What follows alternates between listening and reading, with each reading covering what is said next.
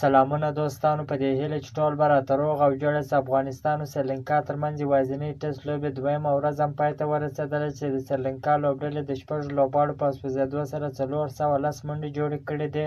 د افغانستان کرکټ ملي لوبډلې په خپله لومړۍ پړۍ کې د ټولو لوبغاړو په سوځېدو سره 198 منډې جوړ کړې. د افغانستان لوبډلې په ګټه تر ټولو زیاتې منډې چې جوړ کړې هغه احمدشاه زلمتی و چې 91 منډې یې ترلاسه کړلې.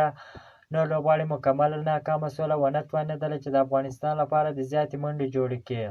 د سریلانکا کرکټ ملي لوبډله د افغانستان څخه 212 منډې مخکې ده. ښایي په درېیمه ورځ هم سریلانکا خپل توپوهنې ته دوام ورکړي. که د سریلانکا لوبډله آوټ شوله نو افغانستان به په دویمه پړۍ کې خپله توپوهنه پیل کړي.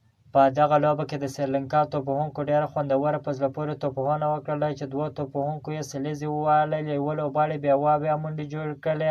د افغانستان توپ اچوونکو په دغه ټسټ لوبه کې یو ځل بیا ډېره خرابه ناکامه توپ اچونه وکړله چې د سریلانکا توپوهونکو ډېر سخت وټکول او ډېرې منډې ترې نه واخیستله. د افغانستان لوبډلې په ګټه نوید زدران، قیس احمد دوه لوبغاړي وسوځول، نجات مسعود یو لوبغاړي وسوځوي. نور لوبغاړي ونه توانېدله چې د افغانستان لپاره د ویکټې واخلي، خو ډېرې منډې یې ورکړې.